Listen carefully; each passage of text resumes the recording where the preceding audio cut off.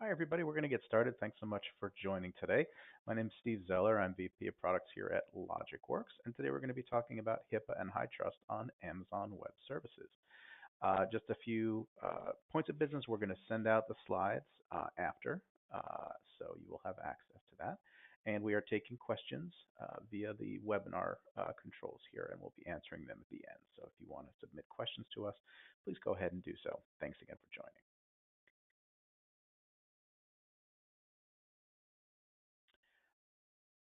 So a little bit about Logicworks. We like to say Logicworks helps software companies to tackle healthcare and also helps healthcare companies to deliver software. And our focus is on the Amazon cloud. So what that means to us is we work with companies all across the healthcare vertical, from software companies like Orion Health, which is the biggest network of health information exchanges in the world, to folks like NextGate that provide patient management software. We work directly with states like the Commonwealth of Massachusetts, where we deliver their entire health and human services platform. Hospital groups like Geisinger, which is Pennsylvania's largest hospital group, and insurance companies like United Healthcare. And across all these companies, we help them to efficiently get to the cloud and manage their clouds. So we start with strategy. We go in and do assessments, both for people looking to move to the cloud as well as people already using Amazon and other cloud platforms. We help them to optimize their cloud, and then we help them with ongoing long-term management of those environments. And HIPAA and HITRUST are very central to what we do in this industry. So today we're going to go through some of the details of how we accomplish that and share some tricks of the trade. So some of the compliance issues that we're going to cover today, we umbrella most of our compliance under HITRUST as well as SOC 2. And that includes our HIPAA practice as well as PCI. And coming soon, ISO 27001, and also we're doing the other version of SOC 1. So HITRUST has become kind of a big issue, concern, goal, aspiration for a lot of our clients moving into 2018, particularly in health and health tech. So we're going to talk a little bit about what HITRUST is and why it's coming to the surface, first of all. Here's a study for cybersecurity frameworks that are used for HIPAA compliance. Most people are basing their technology requirements off of NIST, but HITRUST is really quickly gaining steam, and it's already at about 26%. So we see it as really the next player in the game. And to explain what HITRUST is, it's a multi-regulatory framework, and it includes the controls from a lot of different regulatory standards, obviously HIPAA, but also regulations from the High Tech Act, most of what you see under ISO 27001/2, PCI, lots of COBIT and the Medicare Medicaid compliance, and a lot of different compliance frameworks that are all wrapped into a multi-regulatory compliance framework. And this is quickly becoming the standard that our customers use to have a commonality that they can use for their end clients, for their partners, if they're doing business with hospital groups, insurance companies, et cetera. This is quickly becoming the standard that they're going to. So the most common question we get, if I'm HITRUST certified, am I HIPAA compliant? And the short answer is yes. HIPAA is not a certification you can get. HITRUST is the best certification you can get to attest to HIPAA compliance. And it's really the only current certification that covers 100% of HIPAA and really is a credible compliance certification that you can get for HIPAA. The difference between the two really is that HIPAA is a regulation. It's based on a law set. It's not a specific security framework. It doesn't have very prescriptive and clear technology requirements. It's required by law, but there's no actual HIPAA certification you can get. For example, for years for PCI, you could get a PCI DSS certification, whereas with HIPAA, you would do a risk assessment and roll it into another compliance standard like SOC 2. So there was no actual certification before HITRUST that actually applied to HIPAA. The HIPAA regulations are pretty old. They've been the same for about 20 years, whereas HITRUST is more of a common, regularly updated framework. And it's also, as we mentioned, multi-regulatory framework, so it can be used to address standards like SOC and GDPR and other things. And finally, HIPAA only covers compliance, whereas HITRUST is actually a cybersecurity framework that also attests to compliance. So it's a much more in-depth standard. So these are a lot of the reasons that we feel that HITRUST sets a higher bar for HIPAA compliance. It's important to know that you're meeting HIPAA standards first, but ultimately we're seeing a lot of clients and partners move towards HITRUST as a regulatory certification standard. Like we said, it's more clear. It's a prescriptive set of technology standards. It's becoming the standard that healthcare technology companies are using for their vendors in the RFP and bidding process. It's often becoming sort of a table stakes attestation to the security and compliance needed for the industry. So today, we really see that as a competitive differentiator. This is something the industry is moving towards, but a good percentage of the industry isn't there yet. So if you are in the process of getting HITRUST certification today, it's a real competitive advantage. A year or two from now, it's going to be probably table stakes, and it's going to be a considerable disadvantage if you're not already in line to get it.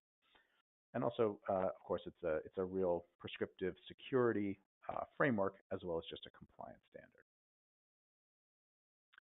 So I like to use case studies as much as possible, and while we don't divulge compliance information by name, for clients, for privacy purposes, we're going to talk about a real-life example today. And so this is some work we did for a population health software as a service company. This is a company that provides really interesting services. They provide population health and wellness for high-risk populations, folks that are at risk for diabetes, heart disease, who are overweight, who have conditions like chronic arthritis.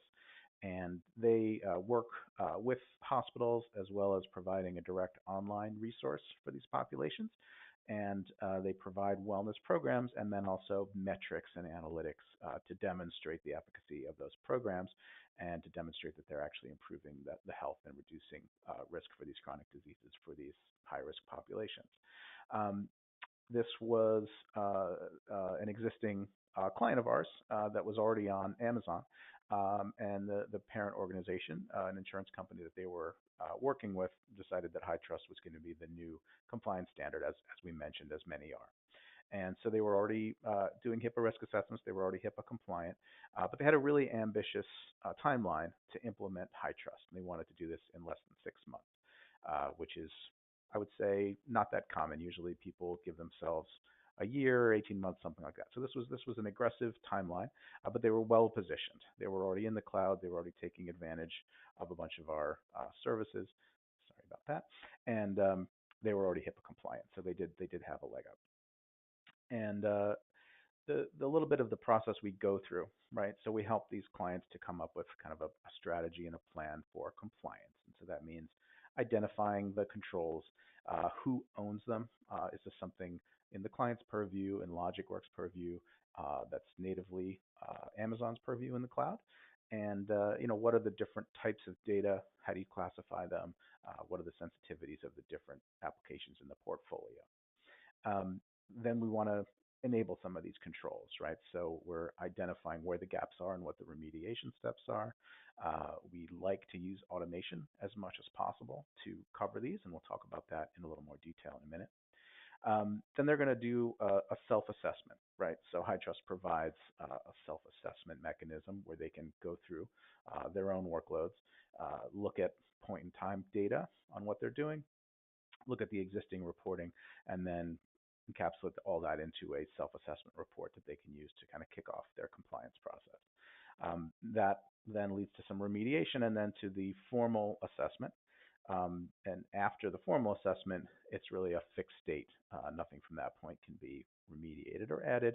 And then finally, they get their actual HITRUST certification. So we're gonna go through those steps today, show you some of the actual processes and tools and methods that we use to help them through this process.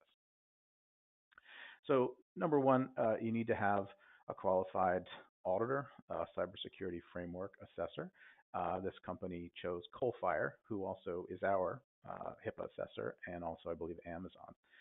So Coalfires we feel is a really good choice in the industry and has a good track record.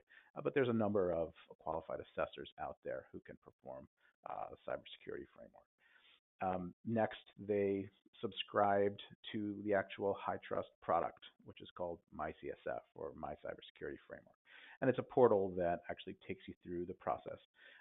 It's a good product and basically allows you to identify which pieces of the puzzle you're shooting for. It takes you through the steps, and it organizes all your materials into one pane of glass. Then they determined the set of controls that applied to them, right? So which controls were they looking at? What was the scope of their certification? And of course, they need a business associate agreement with both us as their service provider and with Amazon. Since the omnibus rule, as I'm sure a bunch of you know, everybody who touches data in the technology stack needs to have a signed business associate agreement, and that delineates all the different responsibilities when people are involved with PHI data. So those are all the building blocks in terms of policy and logistics that need to be in place before the process starts. So to take a look at the standard cloud shared responsibility model, when you're a customer of a cloud platform like Amazon, they're providing the foundational infrastructure for your IT. And obviously that's a tremendous advantage over the pre-cloud systems where you would have to, procure, provide, and manage your own data centers, hardware, SAN storage devices, networking stacks, and then of course multiplying that by geographic regions in order to have disaster preparedness and availability. So Amazon's providing a huge built-in infrastructure as a service platform, including all of these pieces.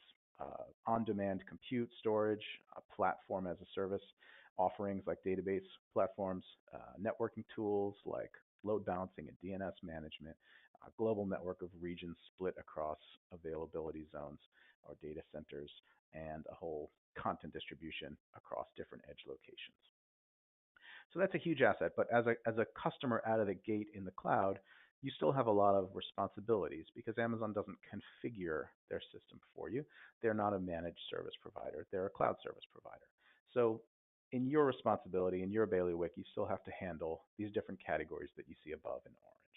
So you're responsible for adopting the cloud, getting your applications there. And that includes designing your architecture, designing it in a HIPAA compliant fashion, understanding all of the building blocks and security approaches that AWS recommends for treating PHI data appropriately. Building the cloud and migrating your applications there, so doing all the configuration, migrating your servers or building new servers there, setting up all the networking and all of the different building blocks of Amazon, and getting your organization to the point where they are savvy users of the system. So getting the certifications you need, providing training. And that's all in the adoption track. Then there's the day-to-day management. So Amazon provides tools that provide alerts and do monitoring, but it's your responsibility to listen to those alerts and take action on them and remediate issues that come up. You also need to manage your code pipelines, so setting up DevOps tools. Amazon has a lot of great hooks for configuration management, CI/CD, containers, but it's your responsibility to set all that up and manage it. You need to be responsible for updates and patching and making sure that all of your systems are modern, and for managing budget, which in the cloud can become a factor as you have more and more workloads in the cloud. You need to be responsible for right sizing, making sure that you're getting the right return on your investment, and just tracking your spend and tracking your assets and resources in the cloud. And then there's the security stack. So Amazon provides a ton of really good, important native security features, everything from firewalls to machine learning to DDoS prevention and encryption and key management. And there's a whole stack of services there, but they're for you to configure and manage yourself. So you need to set all that up, understand how all of them work and fit together, and make sure that you're using them appropriately. You're responsible for your own regulatory compliance, obviously, so you have to have all the building blocks for assessment and compliance that we are talking about today. And then as threats come in, as your security tools alert you to potential incidents, you're responsible for remediating those. And all of that is before you get to your actual proprietary applications and your data, which you see at the top. So everything in orange there is the customer responsibility as a cloud user in a compliant environment. So where Logicworks fits in is these three middle tiers. And what we like to say is that we provide speed in cloud adoption, helping customers to come up with a strategy, a design, tackle their build and migration, get their organization to a point of operational excellence. We provide efficiency in the day-to-day management. We do all the monitoring. We can build and manage DevOps pipelines. We can take responsibility for patching, and we have budget management tools. And then the confidence that we are managing security. So obviously, security is a shared relationship between us and our clients and how they treat their customers' data. But when it comes to infrastructure security and cloud security, we can manage all of those AWS native features, as well as third-party services. We can handle configuring the cloud so that it's optimized for regulatory compliance. And as threats come in and as those security products and alerts start firing off potential incidents, we can actually manage those and perform remediation. So that leaves our customers the luxury of just focusing on their proprietary applications and data, servicing their customers, and building out their products and features. So in this case, with this population health company, we took a look at the controls. There was 375 controls. Those are individual compliance parameters that needed to be checked off for this HITRUST compliance audit. Nearly half of those were taken care of by a combination of Logicworks and Amazon, 175 of those. And then 200 were business process and pieces of the puzzle that were solely in the responsibility of the client. So today we're going to focus on that green side on the left, which comprises the cloud and infrastructure components that we handled for them as part of this process. So Cloud Security Framework covers some standard domains, and I'm not going to get into this list point by point. You can certainly read about the HITRUST CSS, but it's really a pretty broad spectrum of issues, from endpoint security and portable media, things that are happening out in the field, mobile devices, wireless, to very solidly infrastructure management categories like config management and vulnerabilities and network, password access control, logging, and then there's a bunch of sort of tooling issues like how you're using third-party assurance and incident management, risk management, and how you're prepared for disaster. So it's a pretty broad. It covers all the aspects of your IT stack, from the endpoint all the way down to storage and how you're managing and monitoring the entire system. What we use to accomplish this is a multi-regulatory framework. And I know this slide is a little bit small. There's a lot of detail here to try and see on your screen. But what you'll see is that across the top in blue, there's a bunch of different regulatory standards: ISO, PCI, HIPAA, FISMA, all the different FedRAMP, all the different standards that we might want to assess for a client. And then on the left, you see we can group these into common groups of technology requirements. So in other words, we're translating all the different control groups and compliance groups that are part of each of these assessments, and we're grouping them into common sort of practical technology areas that we can conquer through design and technology services. So translating from compliance requirements to technology requirements. And by doing this, there's two reasons we do this. One of them is for efficiency, so we don't have to run our PCI practice and then start over from the beginning and run HIPAA, so it saves a lot of time. But it's also more efficient. So when you're evaluating a config management tool, you want to understand all of the business requirements and make sure that that tool is covering you across all of these different standards. Often a company will look at a tool in the context of one compliance standard and then realize once they look at the next standard that they may have gone down a road and chosen the wrong tool. So starting from this multi-regulatory framework means that you can be really intelligent in knowing all the requirements that each technology group and tool is required to cover, and making sure you pick the right tools and have a comprehensive group of technology practices to cover all the controls. So this is for the first step in sort of mapping all the different technology requirements and regulations and coming up with a full picture strategy for compliance. Once we have that, we move into our architecture design phase. And this is a highly simplified sort of picture of what this looks like. And I thought it was useful to cover it. So the way we approach this from an architecture perspective is what we call our hub and spoke model. So we try to aggregate all of the central sort of application agnostic administrative tools and services into what we call our management hub, which is usually a VPC, a virtual private cloud. That's the first building block. It's the foundation of a client build that we do. And this is the access point for all the various folks that need to access the system, right? The back-end administrators, your corporate data center, your regional offices, those are connecting through secure means like Cisco virtual routing and individual VPN accounts, logging in through bastion hosts and multi-factor authentication, going through NAT gateways and various networking tools to get access to the system. Everything that's happening here, it goes through a series of security tooling, right? So Amazon has a really rich set of tools from identity and access management to very specific security roles and groups, key management, logging and config and inspector tools, which alert on best practices around change management, configuration management.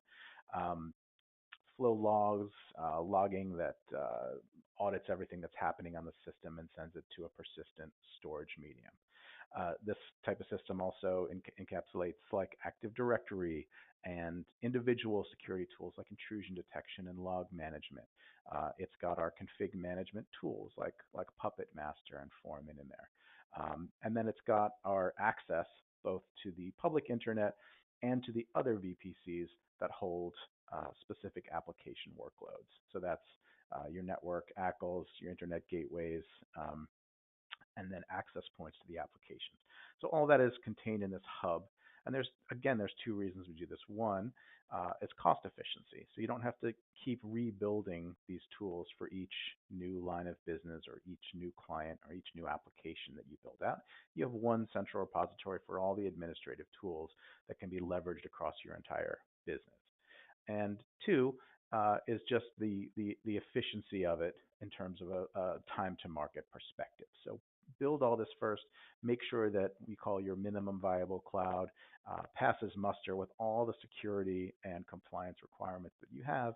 And then you can go off and start building what we call the spokes that you'll see on the right, which are all of the VPCs that contain each individual application, layers of the application like production, disaster recovery, testing and development, or individual client workloads that you might want to isolate into a VPC. So those all become spokes that circle around the central hub, and it's a really nice, coherent, well-designed architecture that satisfies compliance without bleeding out into unnecessary spend and unnecessary sort of cruft in your IT stack. And you'll see that Logicworks also has a whole proprietary scanning function. So we have a master AWS account that scans all of our client accounts and sub-accounts, and it looks to enforce this type of best practice and architecture that we've built. So in other words, if we've built multi-factor authentication and encryption and key management and logging and CloudTrail enablement, our master account then scans to make sure that these are still in place on an ongoing basis, continually scanning them 24 hours a day. And if something pops up where a customer has made a mistake and put a piece of PHI tagged data in an unencrypted volume or spun up a piece of storage in a publicly accessible network that's tagged for compliance, or turned off config management or CloudTrail logging, our tools will either preemptively correct that and turn it back on, or if it's something that needs human intervention, we'll alert our team and also alert our client that this situation is happening. So that's a proprietary system that we've built that we call best practice enforcement. So we've built the best practices in, and then we continually scan to make sure that they're still being followed. And our client portal, which is called Pulse, allows customers to uh, see at a pretty granular level all these different scanners and turn them on and off and set them up to alert them on their cell phone if particular things happen that they're interested and feel is needed to be immediately notified of. From there, once we've built a system like this, we're very focused on continuous compliance. And so what that means is that we want to automate as much of these procedures as we can. And the reasons to do that are, number one, and most importantly, eliminating the potential for error. So the less manual work, the less hands logging into keyboards and spinning up servers and installing uh, software and writing code manually that happens, the less potential there is for errors to occur. Um, and then the other benefit of this, obviously, is again time to market. So obviously, once something's automated, it's going to happen a lot faster. It's a lot more scalable. Our customers are able to reduce their onboarding time for new applications and new clients, sometimes by a factor of 10 to 20 times faster than if they were doing some of this work manually. And this automation and continuous compliance really stretches across the entire IT workflow. So it starts with how we build infrastructure. We use automated tools like CloudFormation and AWS Service Catalog. It flows into how people are configuring those servers once they're spun up. So this is bootstrapping, configuration management, installation of operating systems using config management tools like Puppet or Chef or Ansible. Then it extends into how they deploy their code. So some of our customers drop 10 or 20 code updates every day.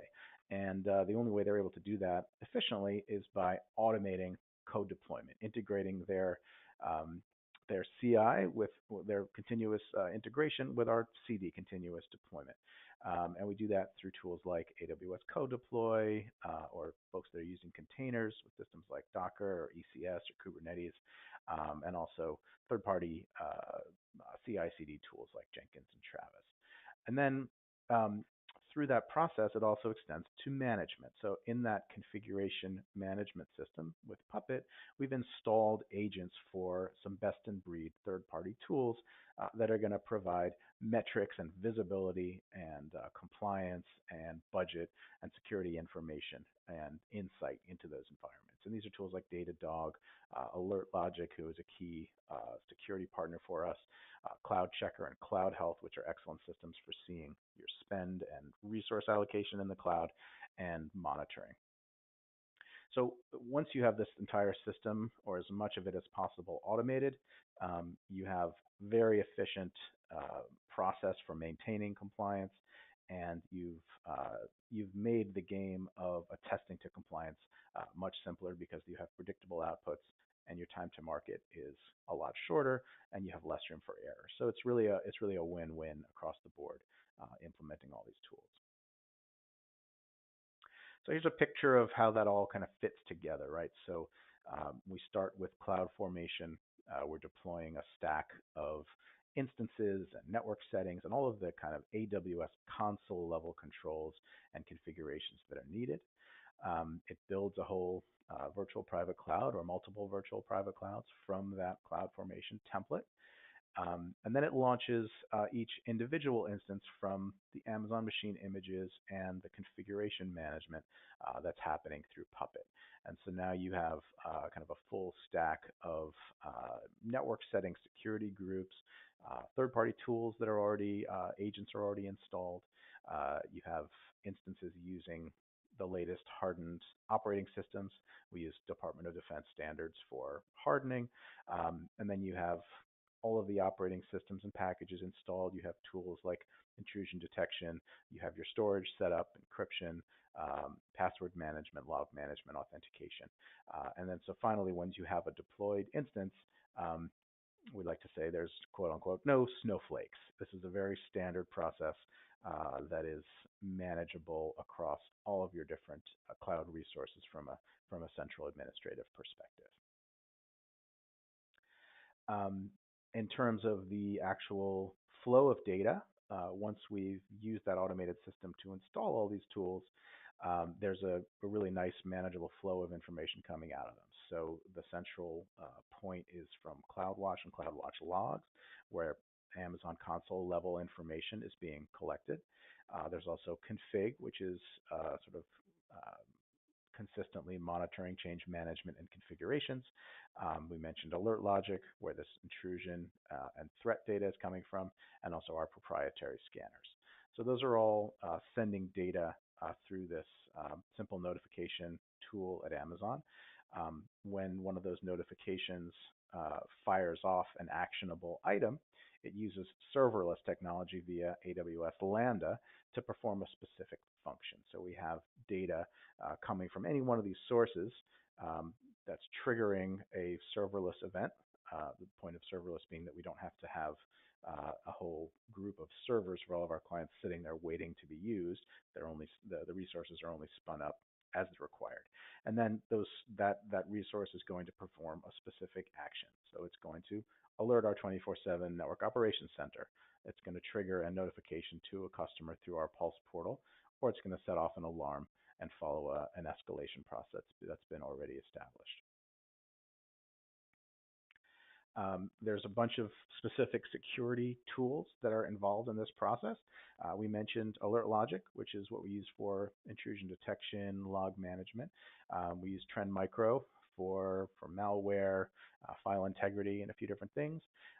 Palo Alto is our choice for advanced firewall management, Cisco for virtual routing, and we've actually just added Amazon Macie, which is a really interesting service. We're going to have a future webinar that talks about our data loss prevention product that uses Macie. But basically, Macie is a machine learning tool that's been taught to recognize personally identifiable information like medical records, social security numbers, names and addresses, credit card numbers. And so this can automatically scan through entire S3 volumes and identify this type of information and then make it actionable. So we can actually tell if one of our clients has taken someone's social security number and has that on an unencrypted volume and act on that without having to do any manual work or really be familiar with the configuration of that system at all. So, two critical systems here. IDS is always, an important point for security practice, which is looking at all the traffic that comes into your network and trying to detect any malicious attempts to access aspects of the network that are supposed to be private, brute force attacks, remote exploits, stuff like that. And vulnerability management, which scans basically the public-facing aspect of it, all the code and operating systems, and looks for bad practices like open ports, exploitable SQL queries, OS misconfigurations, services that shouldn't be set up that way, et cetera, and reports on all of that. So across all these tools, we try to give a really comprehensive security stack and manage all these products to come up with a security framework that works for each particular client's needs. Data at rest is another sort of pillar of good security system. We have this kind of catchphrase: if when in doubt, just encrypt everywhere. Sometimes that's not always possible, but that's usually a best practice. But AWS provides a great out-of-the-box key management system for encryption, and it's used across all of their different storage mediums. So block storage on EBS, object storage on S3, and archival storage on Glacier. And it implements all of the encryption standards that NIST requires, which is the common standard for encryption, and it's very easily configurable. So you just basically click on encryption or control it via API, and you can build that into your templates via CloudFormation. It's persistent through snapshots, which we do a lot if we're patching or updating. We're always going to be taking snapshots so that we have a rollback option if needed. And there's encryption is really pretty inherent in Amazon's platform, and so you can control it through their identity access management tool at a very granular level. And obviously, don't put sensitive data on a root volume. I'm sure some of you IT veterans out there are rolling your eyes, but you'd be surprised. We do see some of that out there. So it's a collaborative effort, but basically, Logicworks is trying to embed tools that build things correctly and then scan to make sure that those best practices are still being followed. And encryption is a big part of that. a lot of the gaps that exist between HIPAA and HITRUST results sort of in the area of documenting what you've done, right? So we know that we have um, antivirus installed, but how is it managed? You know, can it be disabled by users? How are you actually documenting that these procedures are being followed? You know, can you provide screenshots of a management platform so that you can demonstrate that you've been patching and updating a system? Can you demonstrate firewall policies? Can you make sure you have redundant firewall systems? Can you demonstrate DNS management? How are you handling traffic? Um, can you demonstrate a specific alert that would be generated if a best practice stops being followed? So, a very granular level of requirements for you to demonstrate that you're actually implementing these controls and actually managing the systems and acting on the remediation data that's coming out of them. So just going back to this, we've kind of covered, you know, these first two areas.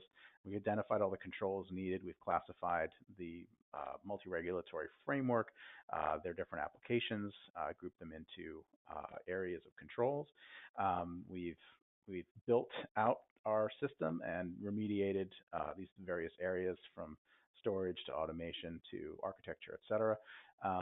And we've leveraged automation as much as we can. So now it's time for this self-assessment. So now at this point, our client, the population health company, goes through the whole self-assessment process, looks at point-in-time data coming from all these systems, and provides a report that leads to some remediation. And it's really important to get that right, to get that remediation done, because once you start the formal assessment process, there's really no ability to then add services or controls or remediate things. It's sort of a static point in time that you're submitting for the final assessment, which would then lead to the certification. The way this is scored by HITRUST is kind of interesting. So there's these different pillars you see going vertically from the policy to the procedures that are necessary to implement the policy, to the implementation of those procedures, measurement of that implementation, and then ongoing management of that whole process. And each one of these is scored on a 0 to 100% scale. So you can vary in each column according to maybe some of them are scored at 100% done, and some of them are only scored at 25% done. But you have to hit an overall average of 62% across the board of these of the score for all of these controls in order to pass. So it's a pretty stringent standard, and the point here is that it's not only like when you're going through a HIPAA audit. It's really very focused. HIPAA risk assessment. It's very focused on policy and procedures, and maybe gets into implementation. The HITRUST framework is very focused on what happens to the right. So not just the policies and the procedures and checking that the tools have been installed, but actually checking that the results are being measured and that they're being carried forward into a management platform. So it's really more of a continual requirement that's trying to validate that you have a system that's going to be secure through the future, as opposed to just a policy that might be on paper but not actually being implemented and measured and managed. So this is the general action plan here, and the self-assessment happens, the remediation part happens. They get a validated assessment and then move into this. They get a corrective action plan, and then an interim assessment in some cases. It's something that you have to repeat. You have to go through every year and kind of recertify, and so it's a continual process. And so, at the end of the day, we were able to get this customer HITRUST certified. So we got this done in 6 months, which was ambitious, but doable given the effective approach that we used. That included the initial assessment, re-architecture, remediation, the HITRUST self-assessment, and the HITRUST certification. So it is doable to get this done in a reasonable amount of time. We reduced their their time to compliance, right, by covering those almost half of the total controls. The customer estimated that it would have taken them another 6 to 8 months if they had had to cover everything. So we really did, cut their time to compliance in almost in more than half. And so this particular client passed last year, got their HITRUST certification, and there was a delta in the requirements. They needed more security tools, they needed more infrastructure, and but it was a manageable one, right? They ended up adding about 20% to the cost of the environment more than their HIPAA compliant environment alone. And that's all. So I'm going to see if we have any questions. I do have a few questions here. Um, Number one, are there certain AWS services that you can and cannot use that are covered under the Business Associate Agreement? So it's a great question, and yes, you have to. That's one of the things as a service provider that we help clients with is to be aware of sort of what's covered and what's not. And most of the sort of foundational AWS services, compute, storage, networking, load balancing, DNS management, are covered under the BAA. But then there's services that over time start out as not covered and then eventually get covered. So famously, they're the relational database service, certain database platforms like SQL Server under there, for a long time were not covered under the BAA. So you couldn't leverage that tool. That got added last year, so now you can use that. But then there's other new services, and generally there's a cycle where they introduce a new product, they release it to the public, but it has some limitations, like it's only available in one region, it might not be covered under the BAA, and then as that product gains maturity, it starts to be more fleshed out, and it starts to be covered under the compliance assessments. And so we help clients to sort of beta test, proof of concept those services early, so that they are prepared to use them, but also provide them guidance for when they can be actually activated for public production compliant workloads. So thanks for that question. Question number two, I'm a health SaaS platform. Hi there.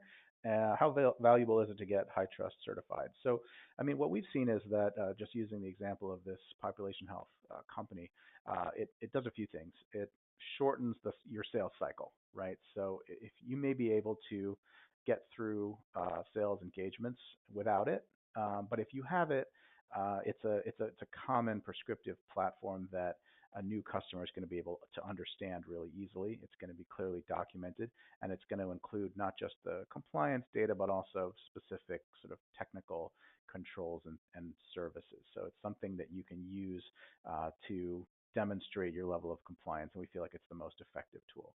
So we've seen that it reduces the sales cycle. It gives you competitive advantage. If a customer is bidding you against another company that doesn't have HITRUST, it can be a really nice differentiator. And like I said, within a year or two, we really see this as being a table stakes in order to do business in this industry. So I think it is quite valuable, again, as a competitive differentiator today, and something that might even be disqualifying in order to capture certain business in years to come. And then one more question here. Is it possible to be HIPAA/HITRUST compliant and use Docker? So Docker is a containerization service. It's a great question, and actually this was not a trivial issue for us as a company. So we had customers that wanted to use containers, either Kubernetes or Elastic Container Service or Docker natively, and it took some work. We were able to build systems, containerized systems that use all the same tools. But it did take some work, and it's something that out of the gate can be challenging for customers to do directly. So we see this to do a little self-promotion as one of the big benefits of using a managed service provider like Logicworks on top of a platform like AWS, particularly if you are going after HIPAA or HITRUST compliance. So we're able to build, for example, a templatized automated DevOps environment where you can spin up services on demand and then drop containers into them. And those systems are pre-built with all the tools we talked about, the intrusion detection, logging, encryption, all of the different bells and whistles that alert us to to compliance and security issues. And we sort of have that ready out of the box. And so if you're when customers come to us and they're trying to build that whole system from scratch, it's a big relief to them to be able to kind of leverage our expertise and our designs that already incorporate everything. So thanks everybody for the questions. Thanks for attending today. Oh, you know what? I'm going to take one more question. Since we're a pre-Series A SaaS company with a very small engineering team, what's your read on what level of maturity a company should be before tackling this? How big an engineering team to support the process? Yeah, I think that it's probably not very common for a startup in your stage to be going after high trust compliance. And what we typically see is that when you want to be doing this 6 months to a year before you're going out and trying to sell to a big hospital or insurance company or tap into a major client like that. It does require, you have to have a chief information security officer. You have to have, I'd probably say, at least a couple of engineers that are really just full-time dedicated to compliance and supporting these audits. And it's expensive. I mean, just the audit process itself, working with an auditor, getting the high trust process going, you're talking about $100,000 at a minimum in order to fight something off like this. So it's something that typically we see, second or third stage companies that have a budget and have a pretty, not a huge, but a substantial engineering group in order to tackle something like this. One more question I see. We're just starting out direct-to-consumer a medical diagnostics company. We're interested in the services from Logicworks. When's the right time for a startup to approach you? Are there any ways that you can help with payment plans or anything like that? So another great question. I think we always encourage people to talk to us as early as possible. And usually, we're going to help people when they're in somewhat of a kind of steady state when it comes to their application stack. So as soon as they know they're going into production with an application, they're starting to bring customers on board, they have something that needs to be, in an SLA, they need to have guaranteed delivery. They have an actual audience out there that's mission critical, that's using the product. That's usually when our actual services start. But in terms of planning those services and talking to us, we have a whole strategy and professional services team that's designed for early phase. So you can bring us in. We can talk about which cloud platform is right for you, which services on that cloud should you choose. What should be your cloud adoption strategy? If you're migrating from a different platform, we can help you with that. And we can do those as one-time engagements as a consulting capacity. And then when you're ready for the managed cloud aspect of our service, and when that makes sense for you as a business, we'll be really well positioned to do that. And you can contact us. Our phone number's right there. Our website, logicworks.com. You can chat with one of our solution architects. You can give us a call. It's 212-625-5300. If you want to contact me directly, Steve Zeller, szeller@logicworks.com. And thanks again. We're going to end here. Thanks again for everybody attending. Again, this will be available. The deck will be available online, and feel free to contact us with more questions. Thanks, everybody. Have a great afternoon. Bye.